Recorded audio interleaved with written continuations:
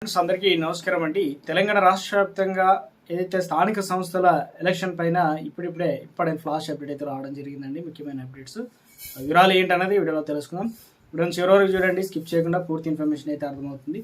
మొదటిసారిగా ఛానల్ వస్తే తప్పకుండా సబ్స్క్రైబ్ చేసుకోండి. చూస్తున్నారు కానీ లైక్ చేయడం మర్చిపోతున్నారండి, వెంటనే లైక్ చేయండి. వివరాలకు వచ్చినట్లయితే తెలంగాణ రాష్ట్ర వ్యాప్తంగా ఎంతో ఉత్కంఠగా ఎదురు చూస్తున్న తెలంగాణ రాష్ట్రంలో గ్రామ పంచాయతీ అదేవిధంగా ఎంపీటీసీ జెడ్పీటీసీ ఎలక్షన్లకు సంబంధించి ఎన్నికల పైన ఇందుకు సంబంధించి గుడ్ న్యూస్ అయితే రావడం జరిగిందనమాట. ఏంటంటే 2 దశల్లోనే ఎలక్షన్లు అయితే నిర్వహించనున్నారనమాట. ఈ నేపథ్యంలో ఇందులో వచ్చేసి 144 మండల పరిధి అంటే మండల పరిషత్ అభివృద్ధి అధికారులు ఎంపీడీ పోస్టులు ఇప్పటికే ఖాళీగా ఉన్నట్లు గుర్తించడం జరిగింది ప్రభుత్వం.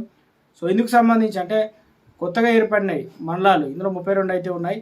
వీటికి సైతే ఎంపీడీఓల పోస్టులు అయితే మంజూరు కాలేదు. ఎందుకంటే ఎలక్షన్ చూసుకోవాల్సింది బాధ్యత అయితే వీరికి ఉంటుంది కాబట్టి తప్పనిసరిగా ఇటీవల కాలంలో ఈ పోస్టులన్నిటికీ గ్రూప్ 1 అధికారి అయితే కావాల్సి అయితే ఉంది, భర్తీ చేయాల్సి అయితే. ఇటీవల రాసిన టీజీఎస్పీ గ్రూప్ 1 పరీక్ష ముగిసినప్పటికీ ఫలితాలు ఇంకా విడుదల కాకపోవడంతో మరోవైపు స్థానిక సంస్థల ఎన్నికల దృష్టిలో ఎంపీడీఓ పోస్టులు ఖాళీగా ఉండరాదని ఎన్నికల సంఘం కూడా స్పష్టంగా చెప్పడం జరిగింది. దీంతో చేసేది ఏం లేక ఇక కొత్త నియామకాలు జరిగే వరకు కింది స్థాయి వరకే ఈ బాధ్యతలు అయితే అప్పగించాలని ఇందుకు సంబంధించి తాజా ఆదేశాల మేరకు పంచాయతీరాజ్ మండల పరిషత్ అధికారులు మండల పరిషత్ సూపరింటెండెంట్ ఎంపీడీఓల బాధ్యతలు అయితే అప్పగించేందుకు సన్నాహాలు అయితే చేస్తున్నారు. ఈ మేరకు ఏదైతే ఉత్తర్వులు అయితే జారీ చేయాలని ఆయా జిల్లా కలెక్టర్లకు అయితే ఆదేశాలు అయితే జారీ చేయడం జరిగిందనమాట. ఈరోజు క్యాబినెట్ భేటీ అయితే ఉండబోతుంది.